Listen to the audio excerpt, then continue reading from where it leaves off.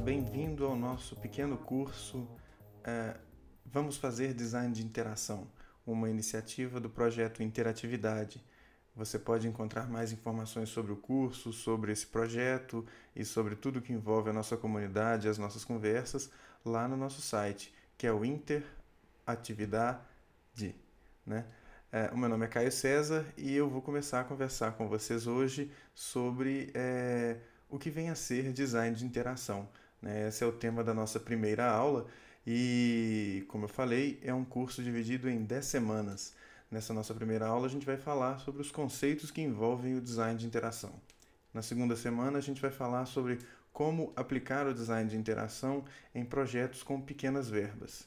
Na terceira semana, a gente vai aprender a estabelecer metas de design de interação e metas de usabilidade, que é algo muito importante. Na quarta semana, a gente vai falar de perfis e necessidades de usuários, e isso se traduz numa palavrinha muito utilizada, que é o conceito de personas. Na quinta semana, a gente vai falar sobre as diferenças que existem entre análise e validação em design de interação. Na sexta semana, a gente vai falar sobre metodologias utilizadas no design de interação e como que a gente escolhe as metodologias mais apropriadas para os diferentes momentos em que a gente pode inserir essas metodologias no ciclo de vida de um projeto. Na sétima semana, a gente vai falar de protótipos. Na oitava semana, a gente vai falar de validação de layouts. Na nona semana, nós vamos falar especificamente de testes com usuários. E na 10ª semana, a gente vai falar de monitoramento de projetos. Bom, então é isso. Vamos conversar então sobre o primeiro tema, que é o que vem a ser design de interação. Bom, e o que vem a ser design de interação? Bom, isso demanda uma pequena contextualização inicial, né? A gente tem que falar que a gente está vivendo num contexto ou numa realidade em que as tecnologias digitais elas fazem parte das nossas vidas, né? Para a gente ter uma ideia, a gente hoje usa o telefone, mas de uma maneira bem diferente do que a gente fazia há 10 anos, por exemplo, em se tratando de telefones celulares. Naquela época, o telefone ele tinha essa função de fazer ligações como uma coisa das mais importantes do aparelho, era praticamente a única coisa que você fazia no aparelho.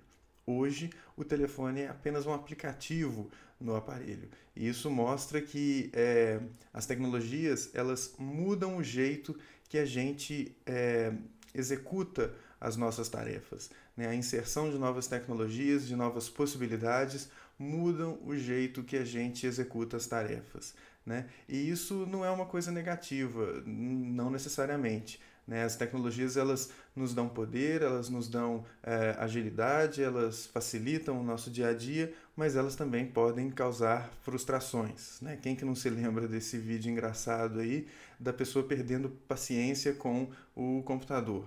E às vezes é isso que acontece, né? A gente está utilizando um dispositivo interativo e ele simplesmente não funciona. E quando ele não funciona, a gente acaba ficando excessivamente frustrado, né? E isso é uma coisa interessante no design de interação, a frustração, porque é nesse momento em que a gente começa, são nos extremos, né? Quando a gente percebe que a coisa funciona perfeitamente ou quando a gente percebe que a coisa não funciona de maneira alguma, que a gente identifica um alvo para os nossos elogios ou para os nossos insultos.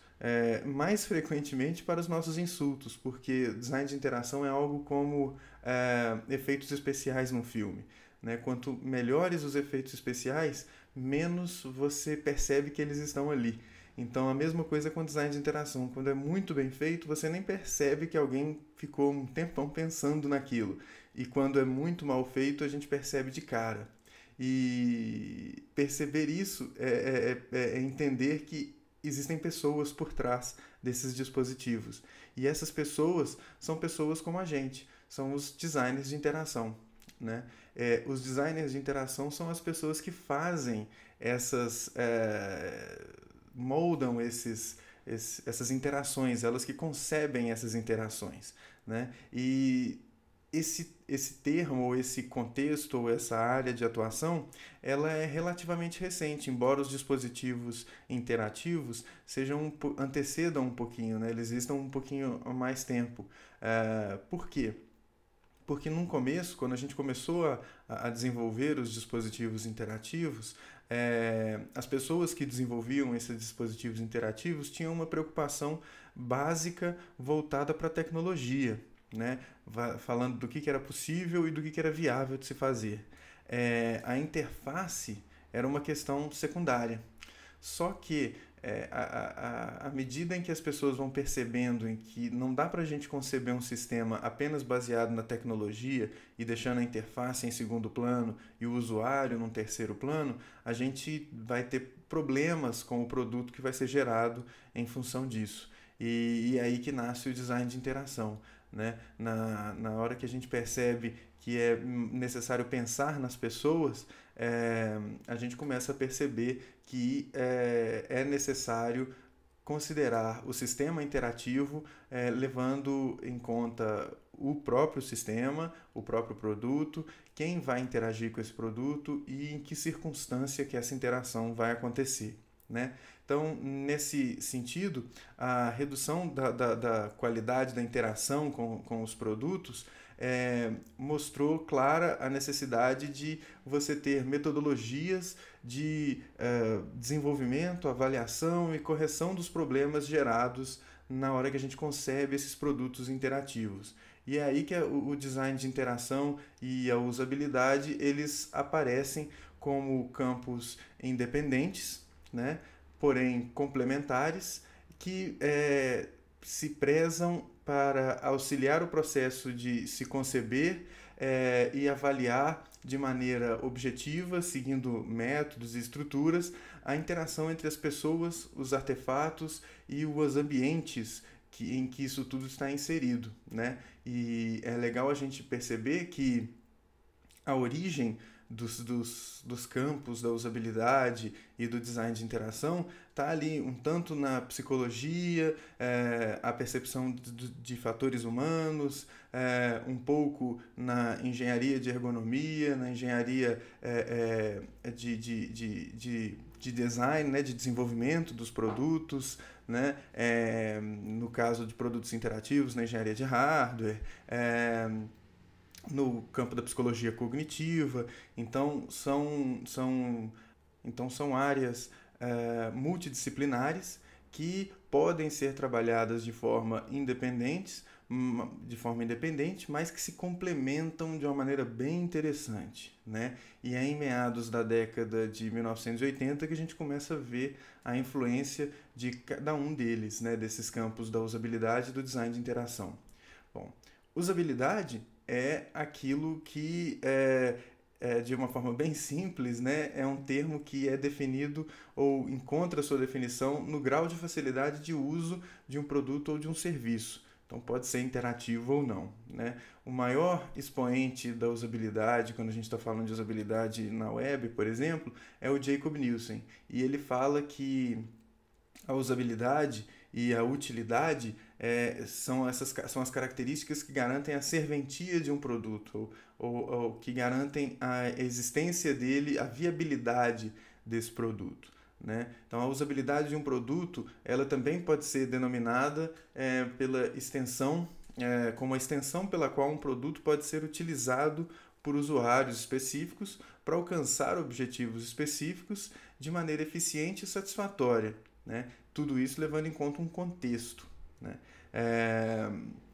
E se a gente for fazer um estudo transversal de todo mundo que fala do conceito de usabilidade, a gente vai encontrar 4 elementos principais, né? Que são esses que estão aí.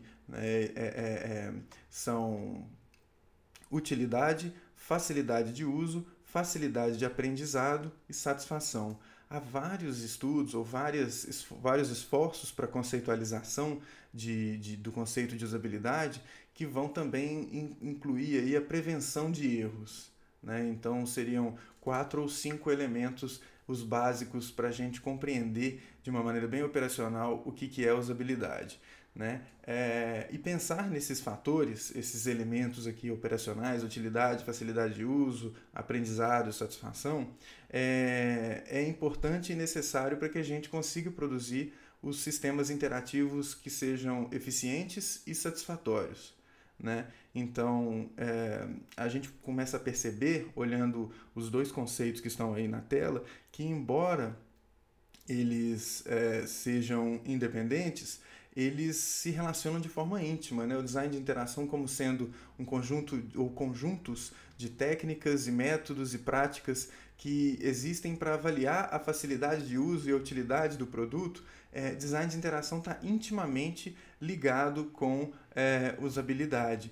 E isso tudo faz parte de uma abordagem que, como a gente viu anteriormente no slide em que mostrava os designers de interação, isso é muito importante para a gente entender que desenvolver uma coisa pensando nas pessoas, para desenvolver uma coisa pensando nas pessoas, eu preciso fazer essas avaliações de tudo que eu estou fazendo para que, no final das contas, eu não tenha uma coisa frustrante, não tenha uma coisa que o usuário não consiga utilizar, né? É óbvio que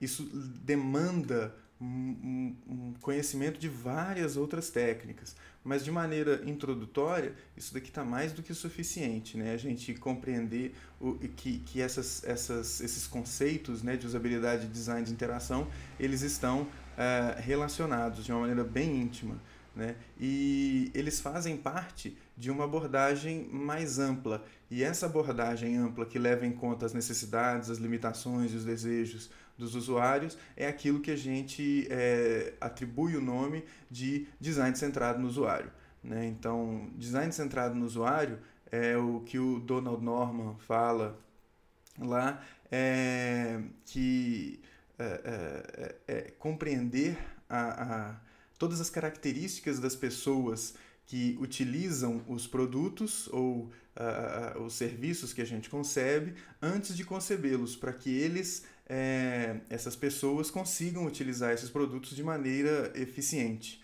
né? Então, é interessante a gente perceber que essa grande abordagem, que é o design centrado no usuário, e para isso a gente precisaria de um outro curso apenas para trabalhar o design centrado no usuário, né, os conceitos do design centrado no usuário, essa grande área, essa grande abordagem, ou essa grande maneira de se conduzir projetos, já encontra-se consolidada e mais do que validada, né? Por exemplo, a pesquisa, se um exemplo é uma pesquisa realizada no meio da década de 90 pelo Standish Group nos Estados Unidos, que mostra que quando a gente envolve os usuários no processo de produção de qualquer serviço ou produto interativo, esse envolvimento aí, ele proporciona um aumento de mais de 10% no índice de projetos que são concluídos dentro do prazo. Então, a abordagem do design centrado no usuário, além de proporcionar a criação de um produto mais bacana, a gente percebe uma evolução também na eficiência da concepção desse produto, né? O projeto ele vai ser mais eficiente na sua concepção, né? E falar de design centrado no usuário, então, é falar da concepção desses produtos e serviços interativos, levando em consideração as pessoas. Então, olha lá o conceito, né? Uma filosofia, uma abordagem de design que acredita que os usuários que são reais, eles têm objetivos e não ficar focado apenas na tecnologia que está envolvida no processo, né? Os usuários, eles são os elementos norteadores dos nossos esforços, né? E os princípios básicos do design centrado no usuário são esses que estão aí marcados em vermelho. É o foco nos usuários, nas suas tarefas, desde os primórdios do projeto, e a medição e a validação empírica, né? E por que a gente pensa nisso, né? Porque a gente tem que levar em consideração uma coisa muito importante. quando a gente está desenvolvendo alguma coisa e essa ilustração que vocês estão vendo aí, eu pego emprestada do Leandro Barros e da Karine Drummond. Esse diagrama ou esse gráfico, ele mostra que a gente, quando vai desenvolver alguma coisa para os usuários, né, para alguém utilizar algum sistema interativo, a gente pensa o mundo de uma maneira. A gente tem uma ideia de como é que as coisas vão funcionar. E nós, como designers, entendemos que essa nossa concepção é o nosso modelo mental. A gente projeta alguma coisa pensando que o mundo funciona de determinada maneira. Só que nós temos um conhecimento diferente de mundo e daquela coisa específica que é diferente do que o usuário conhece. Então, essa nossa compreensão de mundo, que é o nosso modelo mental, ele é diferente do modelo mental dos usuários. E a gente precisa compreender isso. E quando a gente começa a compreender isso daí, a gente entende que a interseção dos nossos modelos mentais e dos modelos mentais dos usuários, é nessa interseção que a gente vai conseguir encontrar um modelo conceitual perfeito dos objetos que a gente, ou dos produtos, ou dos serviços que a gente vai conceber, né? E vai ser mais fácil a gente conceber produtos satisfatórios, né? Então é muito importante a gente entender que o design centrado no usuário ele tem uma função de nos abrir as portas para a compreensão dos modelos mentais dos usuários, que são essas representações internalizadas e particulares a cada indivíduo ou a cada grupo de indivíduos, sobre como que as coisas são e como que elas devem funcionar. Então a gente não vai conceber pensando que aquele dispositivo vai funcionar do jeito que a gente acha que deve funcionar. Não, a gente vai conceber pensando que ele vai funcionar da maneira que o usuário espera que ele funcione. Então isso é uma coisa muito importante do design centrado no usuário, que é aquele conceito de envolver o usuário e compreender as suas metas e as suas necessidades desde os momentos iniciais, né? O outro pilar do design centrado no usuário é justamente a gente fazer conceber, né, as avaliações e as validações do produto que a gente está construindo, né? E essas validações e avaliações fazem parte do ciclo iterativo de design, né?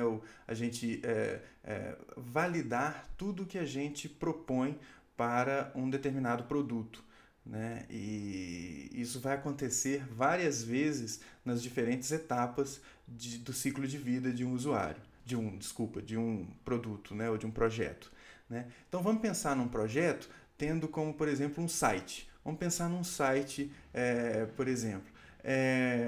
O processo de produção de um site, né, que ele envolve pesquisa, o projeto e o desenvolvimento de um produto, vamos começar a falar da etapa da pesquisa, né, que antecede a elaboração do projeto.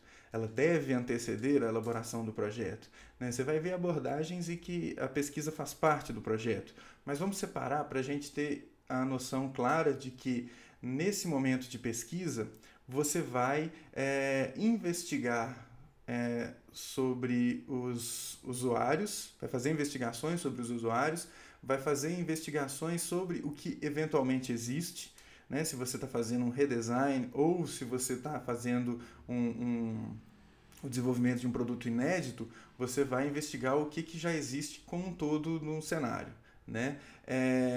E você vai fazer investigações de mercado. Essas investigações, elas vão te dar as bases para você poder elaborar o seu projeto. Sendo que é muito importante a gente perceber que as investigações sobre os usuários, elas vão nos dar o direcionamento para a construção ou identificação das chamadas personas. E aí as personas ficam fáceis de se entender, embora a gente vá trabalhar isso numa aula específica daqui a um pouco. Fica fácil a gente compreender que persona não é só o perfil do usuário. Persona compreende o perfil e as necessidades desses usuários. E essas personas vão nos auxiliar de forma constante no decorrer do projeto. Né? Então a gente vai fazer investigações sobre os usuários, investigações sobre eventual solução que já existe e investigações de mercado para a gente começar a projetar alguma coisa. E aí, na etapa do projeto, a gente pega essas informações que foram obtidas na pesquisa e vai começar a elaborar a nossa proposta. A nossa proposta, a proposta de design de interação, né, a proposta para um site, ela vai ser dividida em duas partes básicas. Né? Uma parte que vai apresentar o produto e uma parte que é uma parte mais burocrática, comercial. A gente vai colocar preço, vai falar da equipe, vai falar de um cronograma de produção. Mas na proposta do produto, a gente vai apresentar como é que a gente vai imaginar que as coisas vão acontecer dentro desse produto interativo. A gente vai apresentar de forma visual, e aí existem 3 recursos visuais legais para a gente falar do nosso produto, que vão dizer como é que as pessoas vão utilizar o produto, ou como é que a gente imagina ser a melhor maneira das pessoas utilizarem o produto. Vai apresentar, isso seria representado por um fluxo de navegação. A gente vai falar de como que o conteúdo é distribuído, tendo-se em vista o site como um todo, e a gente vai falar de como que o conteúdo pode ser distribuído em cada página desse site. Então, essa proposta de produto, é na elaboração dessa proposta de produto que entra o grosso aí dos procedimentos de design de interação. Né? Então, vamos lá. Quando a gente vai fazer essa parte de conceber o produto, né, que é o que a gente está falando aqui, ó, a elaboração da proposta de produto, quando a gente vai falar exatamente de tudo o que acontece, a gente vai fazer alguns procedimentos. E nesse momento em que a gente começa a perceber uma diferença entre design de interação e arquitetura de informação. Muitas pessoas confundem esses termos, né, ou confundem essas áreas. Nessa abordagem que eu estou mostrando para vocês, alguns procedimentos de arquitetura de informação, como card sorting ou construção de mapa de site e construção de wireframes, são parte do processo de design de interação. Né? Então, a gente faz algumas coisas de arquitetura e isso faz parte do processo de design de interação. Né? São procedimentos de construção de protótipos ou de ensaios de soluções que precisam ser validados e essa validação é o processo de design de interação, né? Como a gente viu dentro da perspectiva do design centrado no usuário. E essa construção de protótipos, ela se dá em diferentes momentos. A gente faz protótipos de baixa fidelidade e protótipos de alta fidelidade. Os protótipos de baixa fidelidade, no caso de um site, eles vão ser os chamados wireframes. Então, a construção do wireframe é um processo de arquitetura de informação. Eu vou distribuir a informação na tela. Né? E isso faz parte do design de interação na medida em que é um processo em que eu vou começar a conceber uma solução e depois eu vou validar essa solução. Né? Então, o wireframe é uma coisa muito importante para a gente. O nome, o termo wireframe, ele significa linhas guia, né? ou linhas estruturais, né? Como se a gente estivesse vendo um projeto de CAD. Né? Se você está construindo, se você tem alguma intimidade com CAD, você já viu muito wireframes, você já trabalhou com 3D, você já viu muitos wireframes. Né? Então, eles são protótipos de baixa fidelidade ou protótipos low-fi.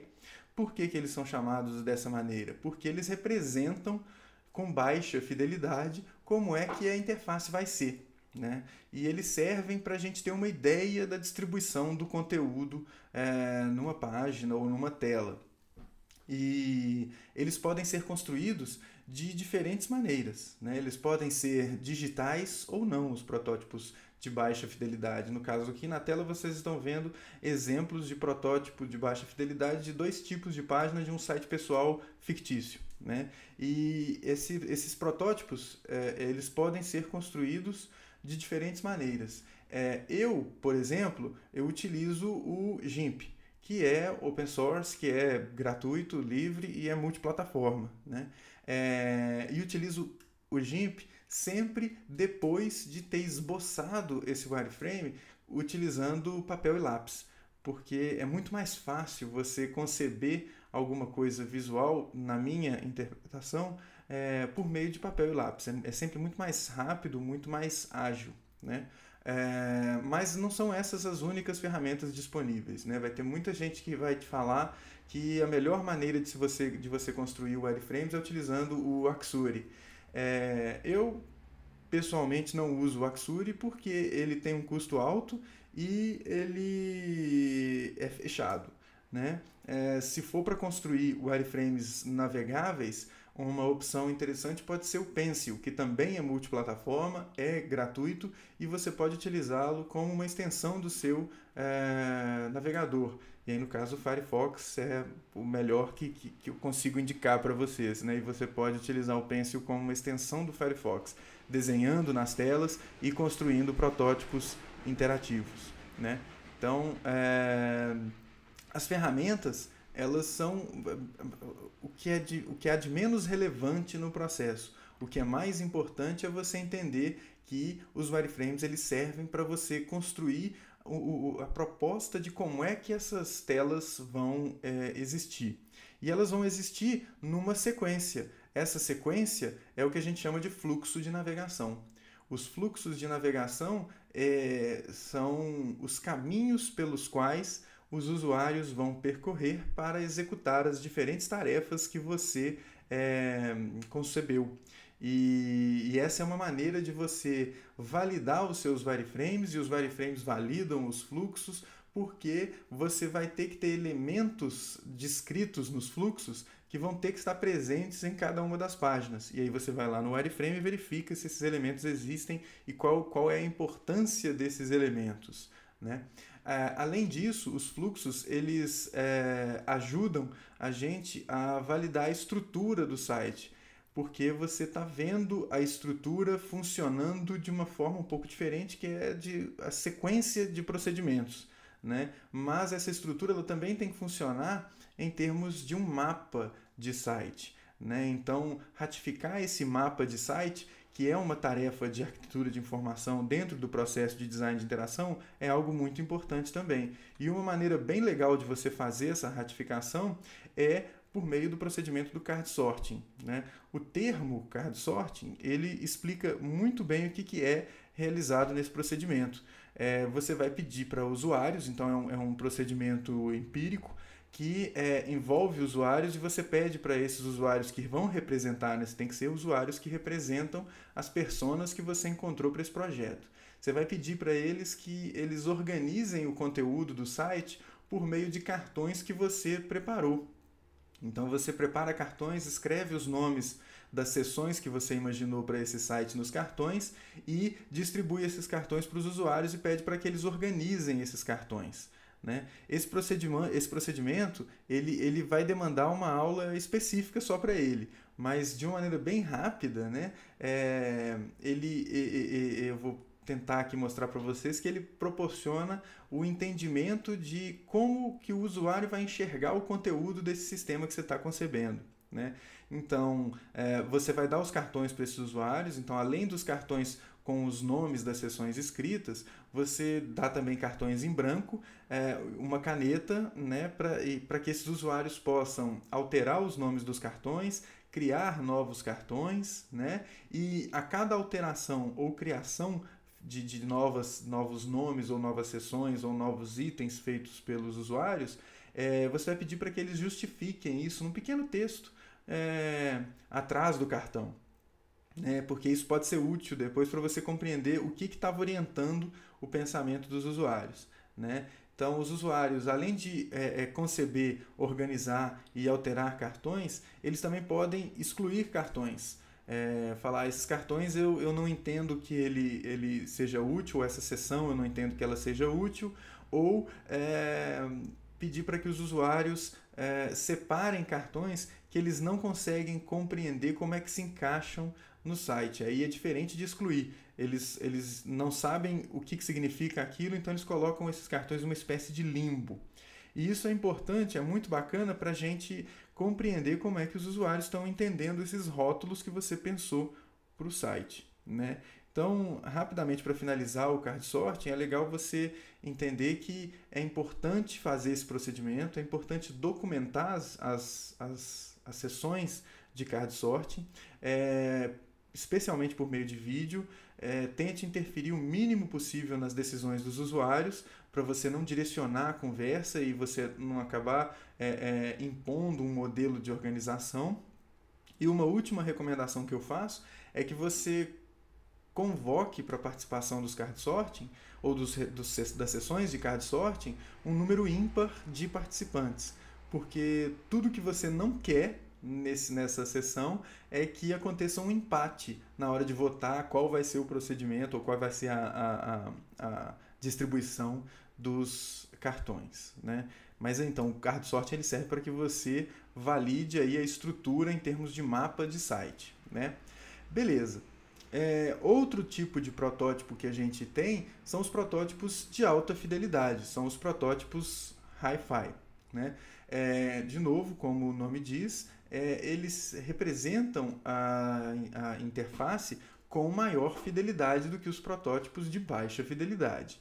Normalmente, os exemplos mais latentes de protótipos de alta fidelidade são layouts, né? E eles começam a ser produzidos depois que você valida os wireframes, né? Então, eu não vou começar a fazer layout antes de ter o wireframe validado, porque pode ser que alguma coisa seja alterada lá no wireframe proposto e isso vai significar que eu construí um pedaço do layout à toa, né? De novo, as ferramentas que você utiliza para conceber os seus layouts podem ser as mais variadas possíveis, né? Tem gente que usa Photoshop, Fireworks, Illustrator, enfim, eu novamente recomendo e utilizo o GIMP, que além dele ser gratuito, ele é bastante versátil e resolve a maior parte dos problemas no que diz respeito à construção de um layout de uma interface para a web, né?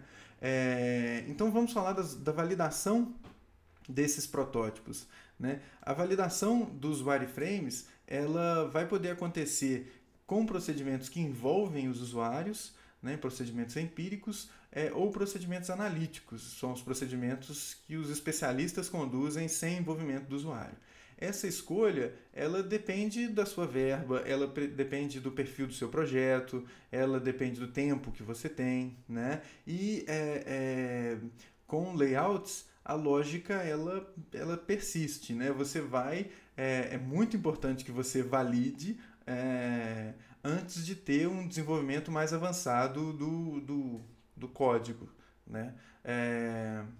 E a abordagem da validação também é livre, né? Uma coisa que pode ser interessante é você envolver usuários apenas numa das duas etapas, né? Ou nos wireframes ou nos layouts. Às vezes, nos layouts pode ser mais recomendado. E lá nos wireframes você faz uma avaliação para especialistas, né? Por exemplo, uma análise heurística, né? Ou você pode inverter, né? Você pode fazer a participação do usuário acontecer na validação dos wireframes e aí na parte do layout você faz uma análise heurística. Se você quer trabalhar coisa mais barata ainda, você vai inserir outras metodologias, como a gente vai ver na segunda aula, né? O terceiro tipo de protótipo é aquele tipo de protótipo que começa a ser construído quando a etapa de desenvolvimento vai acontecendo, né? Que é o protótipo funcional. O protótipo funcional é o site praticamente pronto, no caso de um site, né? Um sistema praticamente pronto. É ele já funcionando. E aí, nos protótipos funcionais, eu recomendaria o envolvimento do usuário assim, como uma regra básica, porque ainda dá tempo de você fazer algum tipo de alteração e vai ser muito próximo da realidade você envolver o usuário nessa etapa, né? Que é a etapa do desenvolvimento, né? Você já tem o sistema começando a tomar forma, você já tem esse protótipo funcional, você já tem o conteúdo começando a ser inserido, concebido, para que depois esse projeto seja disponibilizado para o público geral, né? Então, é legal a gente entender que na hora que você já está desenvolvendo, que o site, no caso de um site, né, que seu projeto está ficando pronto, vocês vão ter iterado, né, passado pelo ciclo iterativo pelo menos 3 vezes, né? Porque você concebeu uma coisa, validou e foi para a etapa seguinte. Então você fez isso com o wireframe, você fez isso com layout e você fez isso com o seu protótipo funcional. Então essas 3 passagens pelo ciclo iterativo proporcionam um benefício muito grande, que é o de aplicar o design centrado no usuário, né? Então, depois que você tem as ideias, constrói as versões dos seus designs, que são os protótipos, e valida essas versões, você tem um produto que, com mais segurança e com mais autoridade, você pode dizer que funciona, né? E trabalhar design de interação é basicamente isso, é fazer a inserção, né, proporcionar a inserção desses procedimentos no processo de concepção de produtos interativos. E isso proporciona que as nossas soluções sejam, ou possivelmente sejam, as mais adequadas para suprir as necessidades dos usuários, né? Você deve ter visto uma série de procedimentos que eu falei aqui, né? Você deve ter percebido que eu falei um monte de procedimentos. De alguma forma, eu espero ter desmistificado alguns desses procedimentos e a gente vai continuar o esforço de desmistificar esses procedimentos ao longo das próximas semanas, né? Na semana que vem a gente vai falar, por exemplo, da execução de vários desses procedimentos com orçamentos reduzidos, que é o que acontece na maior parte das vezes, né? A gente tem orçamentos reduzidos. Isso não quer dizer que a gente vai inviabilizar o projeto ou inviabilizar a abordagem do design centrado no usuário, né? Bom, eu acho que eu já falei demais, né? Mas eu vou deixar aí para vocês algumas referências das que foram utilizadas para conceber essa pequena videoaula, né? Isso aí eu espero, eu imagino que vá instigar vocês a fazer uma investigação mais profunda, né? Então tem alguns livros que são bem interessantes e que vale a pena vocês darem uma olhada, né? Então são leituras mais do que recomendadas. E é isso daí, eu acho que eu vou ficando por aqui.